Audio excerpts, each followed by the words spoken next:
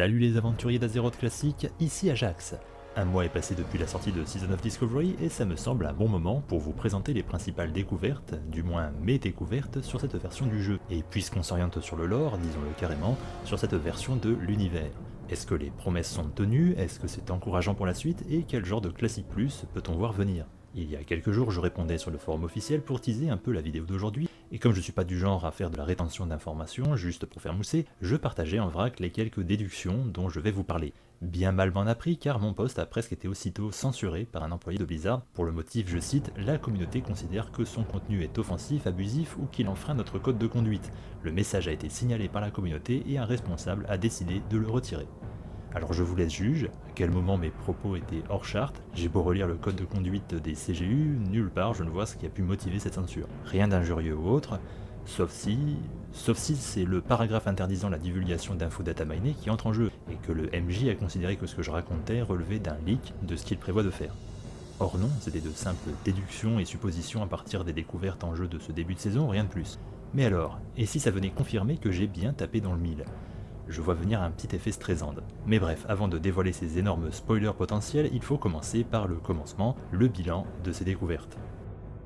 Les deux changements primordiaux dans SOD, 3 si on compte la petite animation PVP à la forêt d'Orneval, c'est la limite temporaire au niveau 25 et le système de runes, dont découlent tous les ajouts que j'ai pu relever. Le raid brasse noire, des nouveaux PNJ, de nouvelles histoires, de nouveaux objets ou éléments de décor. Dans cette phase 1, chaque nouvel ajout est utilitaire et lié à ces trois concepts, mais vous allez voir que ça suffit à apporter énormément de nouveautés quand on prête attention aux détails. Alors avez-vous déjà fait le tour complet de ce que SOD ajoute à l'univers Warcraft? Dites-moi ça en commentaire, mais j'imagine que vous n'avez pas encore idée des petites anecdotes que je vous réserve. Je vous ai donc préparé un florilège de choses inédites qui préfigurent ce que sera peut-être l'univers Classic Plus. Et on va commencer avec un point discret en apparence, mais qui ouvre pas mal de portes, l'ajout de 2 nouvelles factions de PNJ avec une réputation inédite, une par faction jouable, que je vais appeler pour faire simple les réputes des cargaisons. L'administration commerciale d'Azeroth, fondée au Royaume de l'Est, est désormais chargée de l'intendance de l'Alliance dans le monde entier, sous-entendu également parmi les elfes de la nuit. Et les transports logistiques du Rotar, montés par la Horde en Kalimdor mais qui s'étendent au-delà, on pense donc aux réprouvés de Lordaeron. Comment ça marche? Des cargaisons tombent aléatoirement sur des mobs ou assez fréquemment dans des coffres à trésors classiques. Vous les ramassez partiellement vides, mais il est possible de les utiliser en consommant un certain type de ressources ou produits d'artisanat définis par la cargaison que vous avez trouvée, si vous l'avez en stock, pour en faire une caisse remplie. Tant qu'elles sont vides, il est impossible d'en transporter plus d'une à la fois, ce qui oblige à rentrer pour les ramener dans l'une des capitales où on peut trouver un PNJ inédit, une humaine côté Alliance à Ironforge, Stormwind ou Darnassus, et une orque côté Horde à Orgrimmar, Thunderbluff ou Undercity, à proximité des hôtels des ventes, sauf à Undercity ou à l'état gauche de l'aubergiste. Rendre une caisse vide rapporte un peu de réputation et de pièces d'argent, rendre une caisse complétée rapporte plus de répute et plus d'argent. Au départ, le rang amical n'ouvrait auprès de ses intendantes que des achats de sacs et de 2 pièces d'équipement. Il fallait passer rang honoré pour découvrir la rune exclusive proposée par cette répute. Heureusement ça a été patché à la 2e semaine pour que la rune apparaisse dès le rang amical et pour 2 pièces d'or au lieu de 4,50. Le coût exorbitant avait fait beaucoup réagir, surtout quand il empêchait l'accès à certains gameplays exclusifs promis comme Voleur Tank dont la rune signature est justement celle des cargaisons. D'autant plus que le rang amical monte raisonnablement vite, mais pour passer de amical à honoré, seules les cargaisons de zones de niveau supérieur procurent des points de réputation. En termes de game design, ces cargaisons et la répute associée reprennent bien l'esprit et les mécaniques d'époque. La contrainte de ne pouvoir en transporter qu'une à la fois est un peu pénible, mais c'est fait exprès. Ceci met l'enjeu sur les déplacements longs et coûteux du jeu, de devoir trancher entre rester au risque de passer à côté d'une 2e caisse et rentrer mais interrompre son programme. Trancher aussi entre compléter la caisse ou la rendre vide en fonction de ce qu'elle réclame et de ce dont on dispose. Plus généralement, ça interroge sur la continuation de cette réputation aux prochaines phases. Qu'offriront-elles au rang révéré et exalté avec les cargaisons des zones de plus haut niveau? Sûrement une rune au palier 2 et une autre au palier 3. Restera-t-on seulement avec ces quelques PNJ de capitale, ou ces factions inédites auront-elles droit à plus de développement et d'impact dans l'histoire? Et ça laisse aussi imaginer l'arrivée d'autres nouvelles factions à réputation. Passons maintenant au gros morceau des ajouts inédits, le système de runes. Petit clin d'œil en passant, la VF a finalement retenu la traduction correcte gravure de runes à la place de forge runes. Je ne sais pas si j'y suis pour quelque chose, mais en tout cas ça me semble bien mieux. Cette fois, on ne peut pas refaire entièrement l'étude détaillée de chaque rune de la P1 au cas par cas. Pour l'historique, le lore et la mécanique de tout ça, je vous renvoie à ma précédente vidéo. Tout ce que je disais c'est vérifié il me semble, à l'exception des runes de tir du voleur, qui à mon grand regret ne fonctionnent pas sur les armes de lancer. Et apparemment la rune de brassage fonctionne en appliquant un poison, même sans utiliser de poison tout court. Cette fois, on va parler de ce qu'on ne savait pas le mois dernier, c'est-à-dire les modes d'obtention des runes, ce qu'ils nous racontent comme renouvellement de l'univers du jeu. Je ne vais pas faire chaque rune une par une, déjà parce que je ne vais pas vous infliger encore une vidéo d'1h30 et parce que ça me semble plus intéressant de cibler celles qui racontent vraiment quelque chose. Par exemple, certaines runes s'obtiennent en ouvrant des coffrets spéciaux, comme celui qui était visible sur l'annonce, et ça, sans contexte, ça ne raconte pas grand chose. Si c'est connaître l'emplacement de chaque rune en détail qui vous intéresse, vous trouverez ça sur Wowhead, lien en description.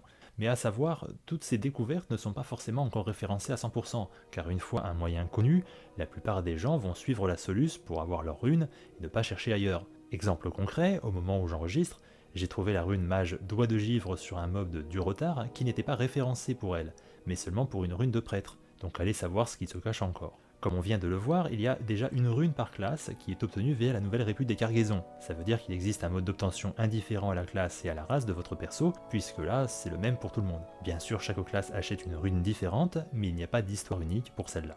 Chaque classe a également une seconde rune proposée d'une façon qui reste commune à toutes les classes, les runes de Grisby, nouveau PNJ gobelin inédit à l'auberge de Ratchet. Grisby en VO, mais c'est drôlement bien trouvé en français pour un gobelin. Une fois que vous passez au niveau 20, il vous propose d'échanger cette rune de classe contre un farm assez monstrueux combinant 20 items qui ne tombent que sur des nains sombrefer élite de niveau 28-31 au palin, donc à farmer en groupe, un bon stock d'huile de poisson, donc ça passe par du bashing en boucle de Murloc, et un item qui ne tombe que sur des déchiqueteurs gobelins aux serres rocheuses si vous avez un objet créé par un ingénieur grâce à une recette inédite qui tombe dans le donjon des mortes mines, ou si vous utilisez pickpocket de voleur avec beaucoup de patience. Bref, bon courage. Parfois, la rune est à peu près inutile à ce stade, comme main gauche m'a semblé très optionnel en voleur tank, mais parfois elle est vraiment importante, comme ambidextrie pour les chamans amélioration DPS. À part la répute des cargaisons et la quête de Grisby, la plupart des runes ont un mode d'obtention original que toutes les classes n'auront pas. Parfois, deux runes peuvent être obtenues de la même façon par deux classes différentes, mais souvent aussi le mode d'obtention sera unique à une classe. Et parfois, une rune ne tombera que d'une seule façon pour tous les personnages de telle classe. Par exemple, l'aspect du lion du chasseur qui finalement s'obtient sur un mini-boss de zone, Carodin, un hibou élite caché au palin, forçant les chasseurs hors d'eux à s'aventurer eux aussi jusque-là. D'autres, comme Incinéré de démoniste ou Frappe rapide de guerrier, imposent d'affronter un mini-donjon non instancié au Carmine, tenu par des orques de la Horde Noire, qui n'est pas une mince affaire à rejoindre pour des persos hors d'eux là encore. Ces obtentions centralisées concernent des runes jugées plus difficiles et plus puissantes, qui s'obtiennent en fin de palier, pour lesquelles les devs ont jugé que les persos seraient déjà assez forts et autonomes pour s'aventurer les chercher, ou pour s'infliger le farming quand on parle des cargaisons ou de Grisby. Mais comme promis, on trouve des runes dès le niveau 2, et on a accès déjà à une petite poignée en sortant de sa zone de départ pour se faire la main et piquer notre intérêt. Or vous le savez, avec Classic, il n'y a pas de zone de départ unique. Donc, par le design même de cette phase, avec la part importante que prennent les zones de départ des différentes races, bon nombre de runes ont plusieurs lieux d'obtention parallèles par classe, et même plusieurs modes d'obtention liés au contexte, à l'histoire de la zone ou même de la race qui l'habite. Alors, cependant, ça n'est pas verrouillé à la race. Par exemple, pour incarner un démoniste mort-vivant que j'interprète comme chevalier de la mort de l'ancienne horde, donc avec une âme d'orc, j'ai choisi de l'amener immédiatement à la zone d'intro orc et y faire toute l'histoire, et je n'ai pas eu de problème à faire les quêtes de classe démoniste, ni les runes inédites sur place, bien qu'elles soient destinées en théorie aux orcs. Pour survoler rapidement l'aspect design de jeu, voici comment je classerai les différents modes d'obtention. Par achat, via la nouvelle réputation, par récupération dans un coffre à runes, ajouté dans le décor, parfois avec un mini-jeu de plateforme pour y accéder, ramasser sur un monstre existant dans le jeu d'origine, soit nommé avec un loot assuré, soit générique et donc aléatoirement. Je mettrai aussi dans cette catégorie les runes ajoutées dans des récompenses de victoire, comme les coffres de butin des Centaures Kolkar, ou la même chose mais sur un monstre inédit, ajouté pour SOD, et dans certains cas via une mécanique spéciale, par exemple en utilisant 4 ou 5 effets de feu simultanément sur un ennemi congelé, ou bien directement fourni par un PNJ comme récompense de quête ou simple conclusion d'une interaction, comme c'est le cas pour les soigneurs en consacrant la dépouille d'un PNJ à plusieurs. Et enfin, pour les plus complexes, chaque classe en a au moins une comme ça il me semble, c'est une combinaison de plusieurs moyens, comme combiner une découverte de coffre suivie de combat, ou tout un ensemble de quêtes et de monstres à looter. Je vous montre maintenant les cas les plus intéressants en termes d'univers pour certaines classes. Évidemment, je n'ai pas vu en jeu moi-même chaque rune de chaque classe, et encore moins pour chaque combinaison race-classe. Donc je vais pas être exhaustif, mais les exemples qu'on va voir permettent quand même de discuter pas mal de choses. Et puis on va s'appuyer sur Warhead. Et donc attention, spoiler. Chasseur. Finalement, Cœur de Lion, l'espèce de bénédiction des rois pour chasseurs, s'obtient sur un hibou élite au fond d'une grotte des Palins.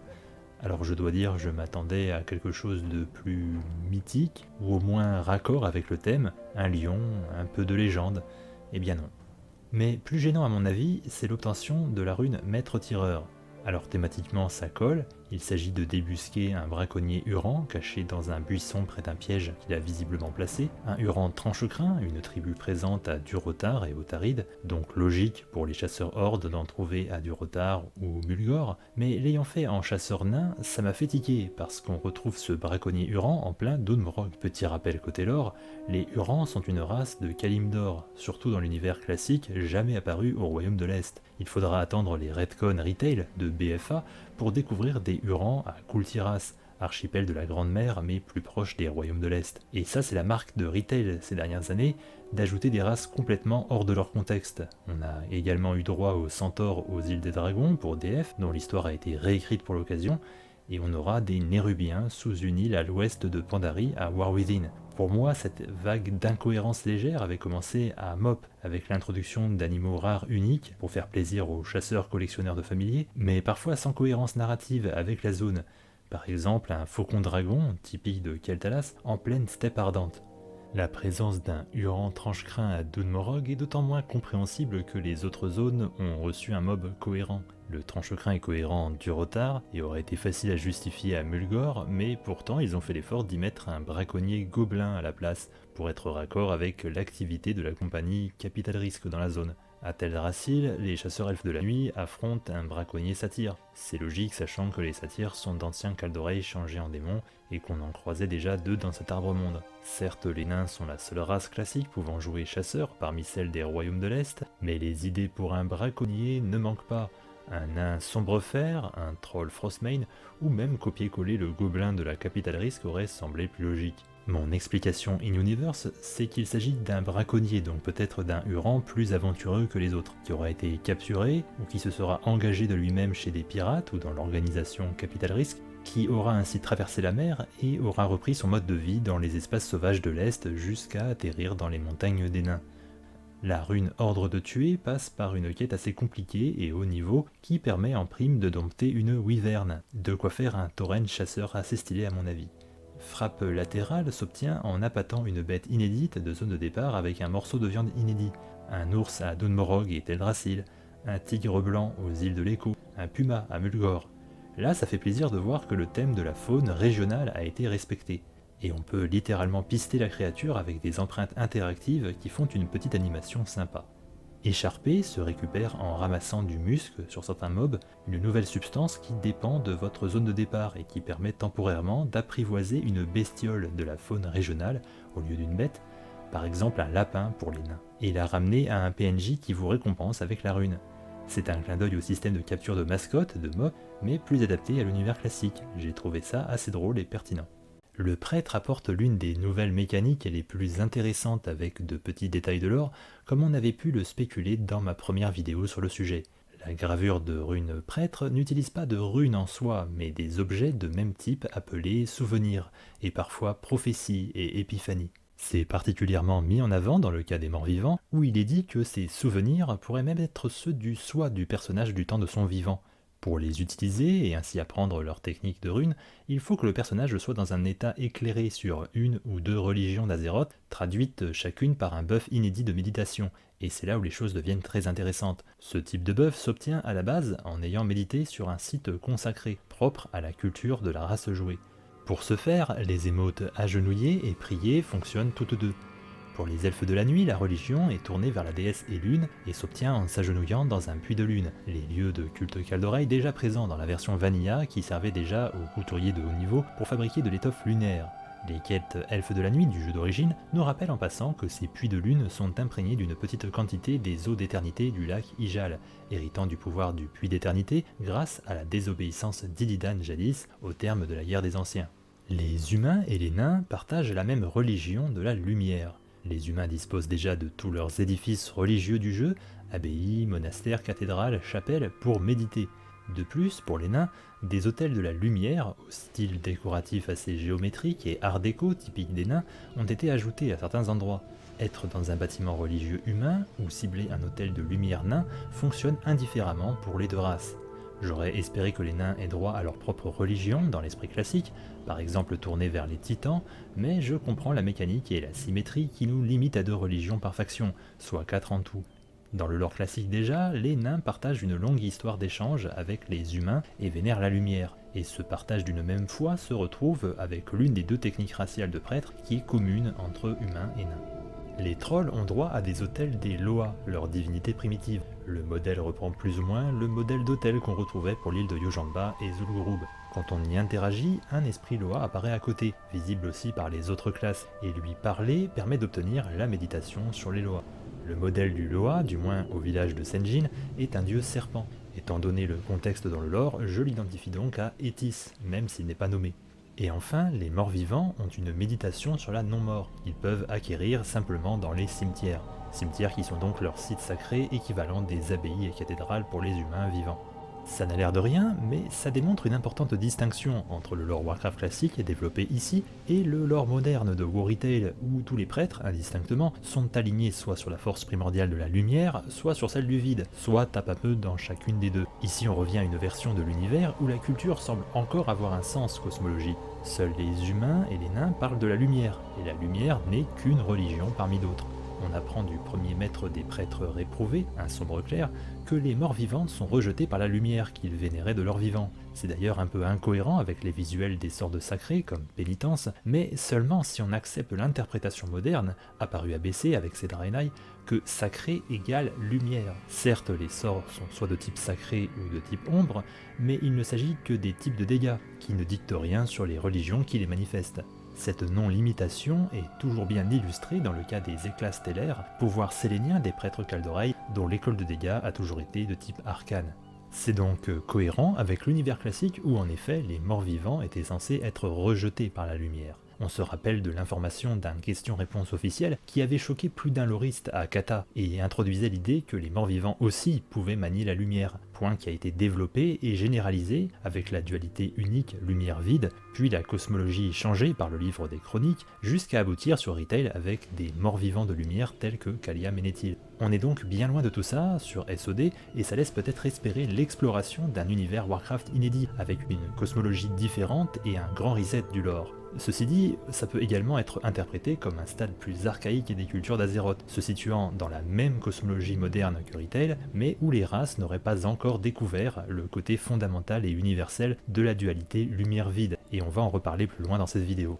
Autre détail que j'ai relevé, chaque maître prêtre invite le personnage joueur à s'intéresser à l'autre religion de sa faction, préfigurant ce qui va suivre. Par exemple, le sombre clair indique qu'on devrait s'intéresser aux croyances des trolls, car les Loa semblent liés à la non-mort. Si je mets ça en perspective avec le lore Retail, ou une réinterprétation de celui-ci, dans lesquels les Loa sont principalement des dieux sauvages, c'est-à-dire des entités de la vie et de la nature, c'est une divergence importante. Mais il existe nombre d'exemples de Loa liés à la non-mort, comme Bluntsamdi et Muezala, ou Vol'jin à partir de BFA et SL. Les Loa du lore classique font une plus grande part aux esprits ancestraux, sous-entendus de trolls du passé ou de puissants animaux des temps anciens.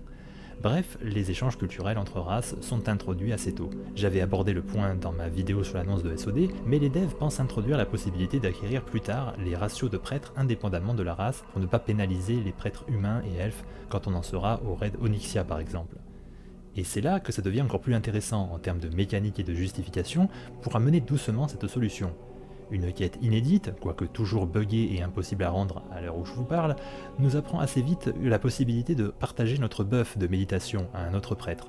Ça consiste en un mini rituel où l'autre prêtre personnage joueur s'agenouille et en le ciblant et en faisant les mots de prier, on lui transmet notre méditation en rafraîchissant la durée à 4 heures. C'est par cette élégante méthode de partage qu'on peut obtenir très rapidement le buff des autres cultures, y compris, et ça j'ignore si c'était prévu, les deux de la faction opposée. Dans les premiers jours, on a ainsi croisé des sortes de joueurs missionnaires venant partager les buffs de cultures lointaines jusque dans les zones de départ, et c'était stylé. L'intérêt est double, car en vous rendant aussitôt l'appareil, l'autre prêtre réinitialise la durée de vos buffs et évite ainsi de les perdre, pour les avoir quand on veut débloquer un souvenir réclamant différentes méditations. Donc bravo aux devs pour cette idée, qui en plus de s'inscrire dans le lore de la classe, encourage les interactions sociales en jeu et est assez roleplay. Concernant les modes d'obtention en particulier, on peut relever 3 ou 4 détails. Fouet distordu s'obtient en ramassant une offrande brise-lance sur des nagas de Sombre Rivage et en l'utilisant sur un lieu d'offrande de Caldorayanti. Plutôt étrange quand on sait que les brise-lances sont une tribu troll cachée, et dont la présence est assez inexpliquée, vivant en autarcie dans une zone inaccessible aux joueurs à Sombre Rivage. Est-ce que ça implique un lien de vassalité entre ces trolls et les nagas, ou bien ces derniers ont-ils volé les offrandes que les trolls ont l'habitude de poser dans les ruines bien nées? Est-ce que ça introduit un futur développement sur cette tribu Shatterspear et son aura de mystère? Homoncule est appris via le souvenir prophétie d'une citadelle profanée. Force d'âme via prophétie des 7 visiteurs. Mot de barrière via prophétie de la ville ensorcelée. Cercle de soins via prophétie des 1000 lumières. Et mot de mort s'obtient à partir de prophétie de la chute d'un roi. Tous ces noms sont-ils gratuits et volontairement flous, ou serviront-ils un jour à du contenu classique plus, un peu comme les loristes se sont cassés les dents pendant des années sur les prophéties comme celle d'Ilginot à Légion et Nzot à BFA. Et bien sûr, avec l'éternelle question, est-ce que ce sera du lore classique plus, ou un bête renvoi au lore retail? La ville ensorcelée, surtout en rapport avec le mot de pouvoir barrière, m'évoque la cité des mages d'Alaran, cachée et verrouillée sous un dôme en haute brande. Mais ça pourrait aussi évoquer Suramar dans sa version retail de Légion, sous un dôme, ou une version alternative.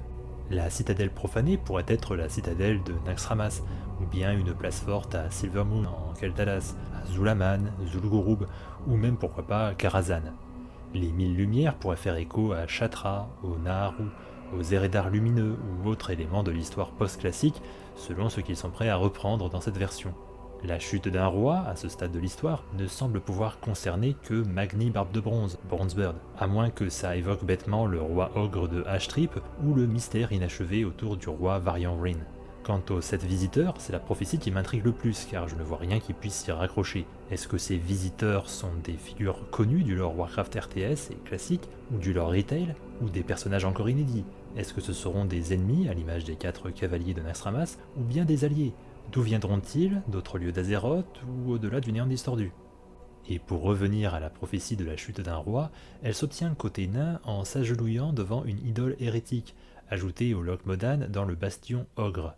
La forme de cobra de la statue peut renvoyer à un artefact troll, et d'ailleurs une grande partie des statues et stèles du campement ogre sont de style troll dans le jeu d'origine. J'interpréterais donc ça comme un site troll ancien où les ogres, venus du monde de Draenor, se sont simplement installés par opportunisme, comme ils l'ont fait en Feralas dans les ruines de style impérial Kaldorei. Rien n'interdit d'imaginer que ce sont des statues ogres, témoins de leur culture en Draenor, ou bien adoptées avec le basculement du marteau du crépuscule dans le culte des dieux anciens d'Azeroth, mais ça me semble moins probable. Côté elfe de la nuit, cette rune s'obtient dans une maison en ruine au large d'Oberdine. Ce qui me paraît très étrange, c'est que la maison est d'architecture humaine, et que la notion de roi évoque clairement la culture humaine, ou naine, ou troll de Zandalar à la limite. Ceci dit, Kalimdor a été découverte il y a 4 ou 5 ans et donc ça laisse le temps pour un colon humain de construire une maison et la voir incendiée. On peut aussi y voir un artefact graphique pas représentatif dû à la limitation des assets classiques, avec le fameux exemple Vanilla de la tour d'Altalax, bâtiment elfe bien né antique mais utilisant une architecture typique des tours humaines, car il n'existait pas de modèle de tour elfe avec un intérieur visitable. Mage, une classe qui a aussi eu droit discrètement à sa redéfinition, et pas que grâce à sa spé soigneur que j'ai expliqué dans ma dernière vidéo comme on va le voir. Comme pour les prêtres, les mages ne découvrent pas de runes mais un item homologue, des parchemins appelés les notes de sort. La différence cette fois, c'est que ça demandera un réactif appelé charme de compréhension qui coûte quand même quelques pièces d'argent. Attention, les mages sont les seuls à pouvoir utiliser ce composant et il est lié qu'en ramasser, ne faites pas l'erreur de l'acheter sur une autre classe. En plus des notes de sort qui offrent donc les techniques de runes pour mages, les mages peuvent aussi décrypter des parchemins chiffrés qui tombent aléatoirement sur des monstres, toujours en consommant ces charmes de compréhension. La plupart du temps, les parchemins déchiffrés se changeront en parchemins connus de buff, à l'esprit, agilité, endurance, etc. Mais parfois ce sera des parchemins inédits, utilisables seulement par les mages, comme Scroll of Arcane Protection, oui la VF a oublié quelques-uns des items et dialogues inédits de cette saison, c'est bien dommage, ou encore le parchemin de réintégration, qui va servir de moyen de résurrection pour les mages, notamment les mages au rôle de soigneurs. Avec tout ceci, on voit donc que la fantaisie du mage classique se voit orientée et enrichie d'un rôle de scribe, récupérant ce que l'extension WoTLK avait attribué au métier de calligraphie. Ça me semble là encore très pertinent et raccord avec le thème de classe. Pour ce qui est des modes d'obtention, je signalerai que pour Illumination, côté Alliance, ça consiste à une chasse aux mascottes, entre guillemets, où il s'agit de repérer les bestioles anormales dans la faune de la forêt d'Elwyn. Vous croiserez donc parfois des anomalies évidentes comme une antilope géante, un bélier de Dunmorog, un perroquet, ou plus discrètes comme une larve ou un charrier, tous reconnaissables à un debuff spécial. Un mage peut leur appliquer métamorphose, ce qui a pour effet d'annuler l'enchantement et rendre leur forme à ce qui se révèle être des petites gnomes apprentis de la tour d'Azora, qui vous remercient en vous laissant des notes. En obtenir 6 permet de recevoir la technique. L'ambiance de l'étude de la magie dans le royaume de Stormwind me semble bien retranscrite par cette anecdote. Déflagration des arcanes demande de looter un manuscrit Naga sur la côte d'Orneval, puis de lancer Explosion des arcanes sur 3 nouveaux cristaux d'arcanes ajoutés à des cratères. Ces cristaux font certainement écho aux possessions des antiques elfes bien nés qui vivaient dans l'ancienne ville de Zoram, et dont les Nagas sont une survivance. Je vais maintenant m'attarder un peu sur le mode d'obtention de Veine Glaciale, qui implique de collectionner différents livres ramassables inédits partout dans les zones visitables. Il s'agit de les rapporter à un nouveau PNJ mage libraire de votre faction, l'un dans la tour des mages de Stormwind et l'autre à Undercity. Chaque livre rapporté valide une mini-quête qui vous offre un charme de compréhension. Là encore, on renforce la fantaisie d'érudit, de rat de bibliothèque pour cette classe. Mais là où ça devient vraiment intéressant, c'est que chacun de ces livres est connu par un titre et un court texte d'ambiance, bien qu'il ne soit pas lisible par les joueurs. Ces livres étant une création inédite de SOD, prenons un moment pour examiner ce qu'ils évoquent. Il faut collecter et rendre 10 livres au choix sur les 13 auxquels vous avez accès et 16 qui existent en tout. 3 livres sont accessibles à l'Alliance, 3 livres à la Horde et 10 sont accessibles aux deux factions. Côté Alliance, on trouve le journal de recherche de l'archimage humain Théocritus dans la tour d'Azora, là où étudie justement Théocritus. Dans l'auberge de Lokmodan, ou des Marches de l'Ouest, on trouve le recueil d'œuvres de Rumi, un ou une mage gnome. Notons tout de suite l'imprécision du genre rendue par le texte en VF avec la lourdeur de la formule d'un éminent ou d'une éminente, chose qui a été employée à tort et à travers et avec excès dans les dernières traductions sur Retail, mais qui ici me semble justifiée. En effet, l'anglais est très imprécis sur le genre, or comme ces items font référence à des PNJ encore inédits, n'ayant même pas de modèle en jeu, les traducteurs n'avaient pas connaissance du genre à mettre en français. La prudence est donc de mise au cas où ces PNJ seraient développés ou apparaîtraient dans un palier futur. Ça veut dire aussi que l'équipe de traduction en français n'a pas reçu d'indication des scénaristes et développeurs, et peut-être que ces derniers n'ont pas encore pris de décision tranchée. Et enfin, l'autobiographie par l'archimage Antonidas, pris à la bibliothèque d'Ironforge, où le célèbre chef du Kirin Tor a consigné ses exploits. Pour la Horde, on trouve à Bril un livre de recherche sur les sorts et la théorie arcanique rassemblé par Meshpuri, archimage de la Société royale des apothicaires, membre des réprouvés donc. Un deuxième livre, au sépulcre, écrit par un ou une archimage du Kirin Tor nommé Ataéric. Je parierais plutôt pour un homme, mais son appartenance au Kirin Tor laisse supposer que c'est un humain vivant, à moins qu'il soit mort entre-temps et devenu un réprouvé. Et enfin, à Orgrimmar, en recopiant une fresque murale à la vallée des esprits, on obtient les leçons de Tazo, écrites comme un tracé de gravure d'un grand ou d'une grande troll mage. Anecdote amusante, il est actuellement possible de l'obtenir quelle que soit sa classe, mais ça n'est utile en gameplay qu'en étant mage. Passons au livre neutre. Voici ce que je relève. Un des livres émane une fois de plus du Kirin Tor, il se trouve au pain argenté. Un livre traite de manipulation et séduction et se trouve dans le village d'Efia de Ruisselune. 2 livres s'intéressent à la magie d'autres classes, chaman et druide. Fureur de la Terre comporte les secrets chamaniques bien gardés du clan Totem Sinistre, qu'on trouve aux Serres Rocheuses, et Secret des Rêveurs concerne le rêve d'émeraude et se trouve à l'entrée des cavernes des Lamentations, connues pour être affectées par le rêve et les druides du Croc. Les parchemins de Goaz sont écrits dans un langage des titans oubliés et sont découverts dans le site archéologique de Velgar au Palin. Alors je dois préciser que c'est la tournure française qui semble sous-entendre qu'il existait plusieurs langages titans, mais ça n'apparaît pas dans la version anglaise. Par contre, le mot Goaz apparaissait déjà dans le lore classique, dans ce même site de fouille, où le prospecteur Velgar avait découvert la pierre de Goaz, fragmentée et qu'il commençait à traduire. On va donc supposer que ces parchemins sont ses notes de recherche. Un livre trouvé au bois de la pénombre est écrit par le docteur Krastinov, un boss connu du donjon de haut niveau La Scholomance au Maltaire. Le texte d'ambiance précise que c'est une addition discutable à la collection. Le titre, Crime contre l'anatomie, suggère qu'il s'agit des recherches contre nature liées au fléau et à la fabrication d'abominations.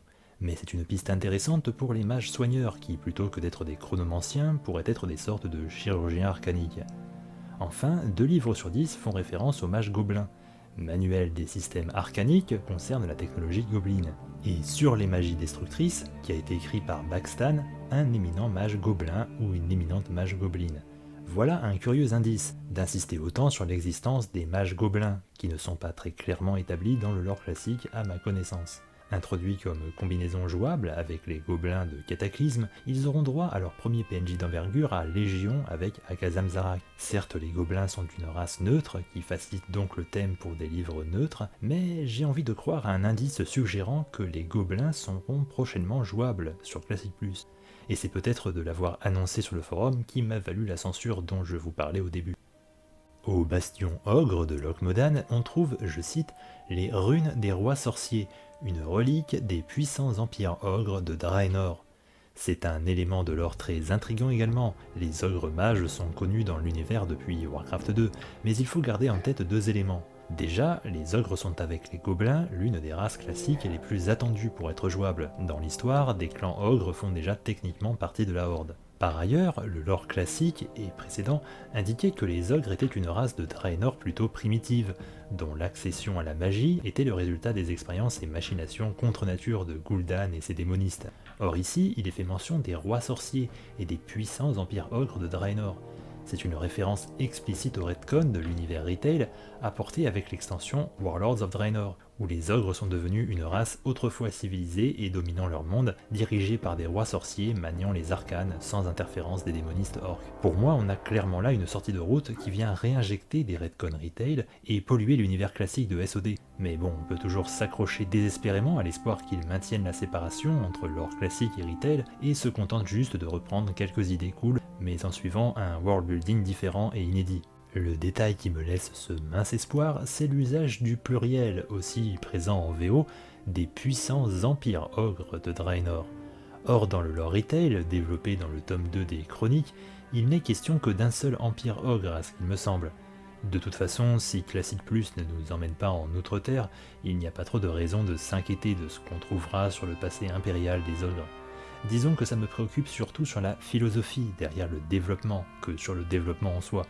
Si jamais les ogres deviennent jouables, et qu'on a des mages, ça peut être le genre de point de background sympa à avoir, même si une fois encore je suis très sceptique à cause de la ressemblance avec le lore de l'affreuse extension WoD. Quant au dernier livre, le problème se pose dès le titre, Almanach de Nartalas, recherche arcanique des Kaldorei anciens.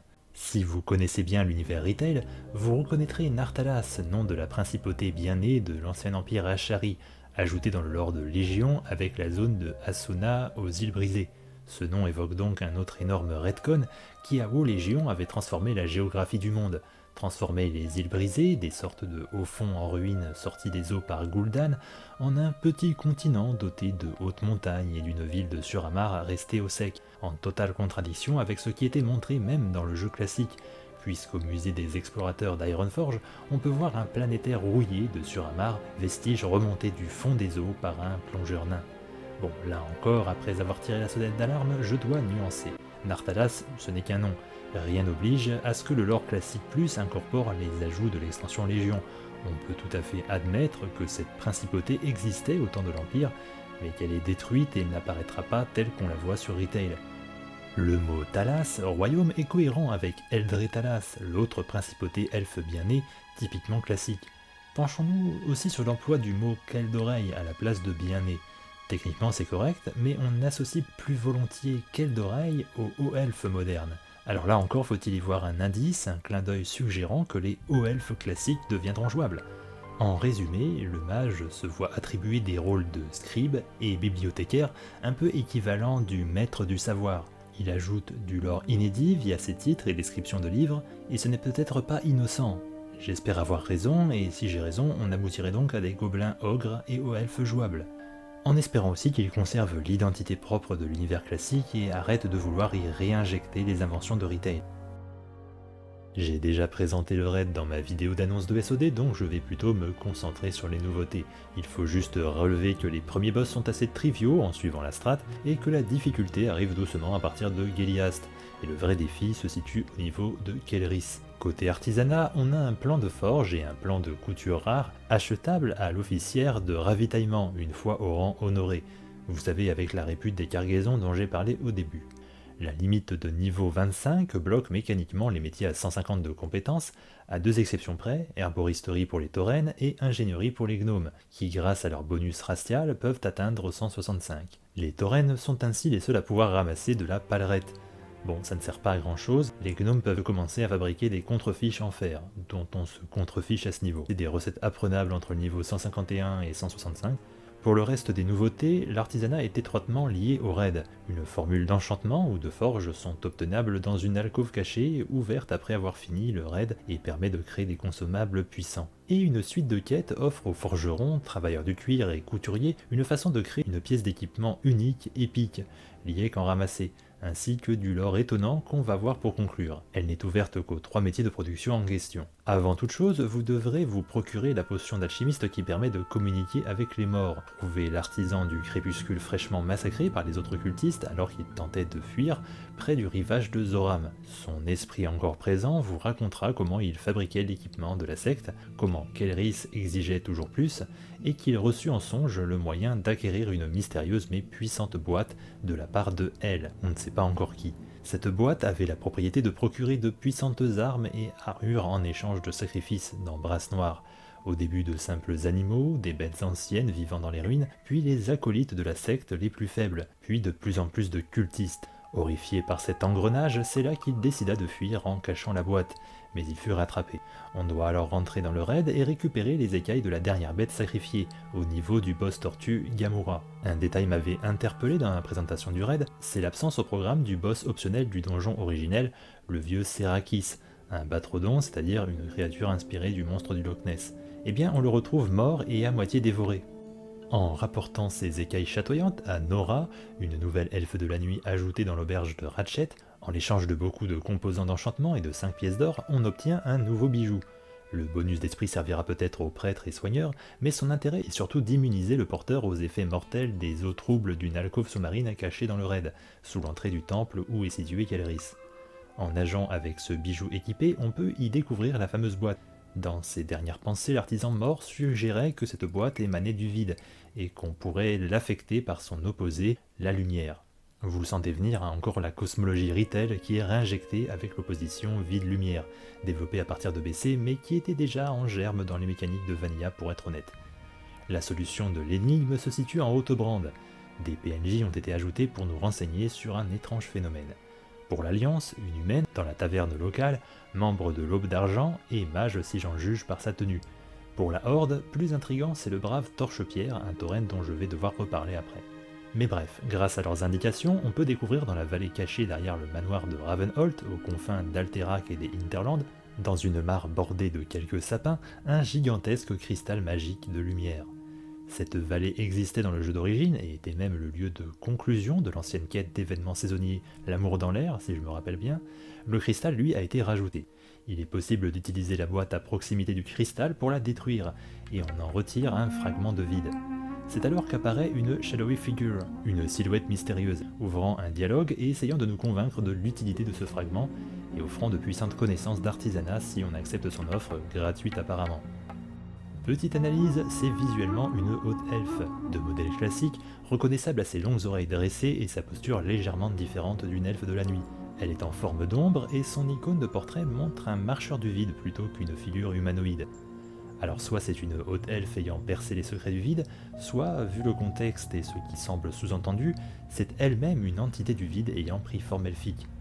Cette deuxième hypothèse, assez probable, m'inquiète un peu, car là encore, comment ne pas y voir une référence appuyée à Retail et à sa prochaine extension, avec le personnage de Xalatat, la messagère du vide, une entité d'ombre ayant pris forme elfique.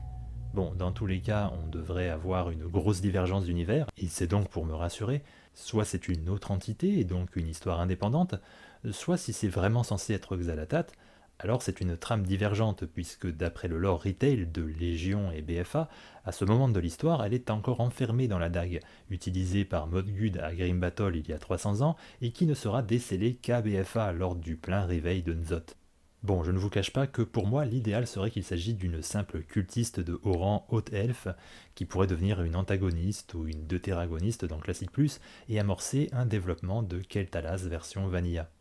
Revenons sur Torchepierre, le tauren guerrier, qui a l'étrange particularité d'avoir une aura de paladin active, et il nous dit être venu au royaume de l'Est à la recherche d'un étrange cristal de lumière tombé du ciel que son peuple considère comme une larme d'Anché. Anché, le soleil, œil de terre-mère, est déjà mentionné dans la mythologie tauren classique à Thunderbluff, mais c'est assez stupéfiant de voir ajouter une aussi claire référence à un proto-marche-soleil, les paladins tauren du jeu Retail. Surtout quand on sait que l'exclusivité des paladins à l'Alliance est un marqueur signature de WoW classique. Iront-ils jusqu'à réintégrer les paladins à la Horde dans l'avenir de Classic Plus? Ça me paraît étrange qu'ils aient fait l'effort d'ajouter la rune d'aspect du lion aux chasseurs pour derrière briser ce tabou. Mais le plus perturbant, ça n'est pas que ça devienne jouable, c'est de voir une telle insertion de leur retail même sous la forme d'un PNJ. Je ne verrais pas d'inconvénient d'avoir Marche-Soleil jouable en retravaillant absolument tous les sorts de paladins pour les adapter à la culture tauren et à la Horde, c'est-à-dire faire l'inverse du cheminement de Kata, Mop, Légion sur la question.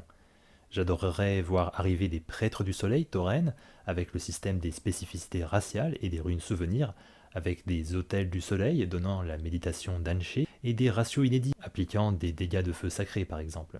Mais là, ramener ça à une histoire de cristal météorique, je suis un peu sceptique et je m'inquiète de la direction que tout ceci va prendre.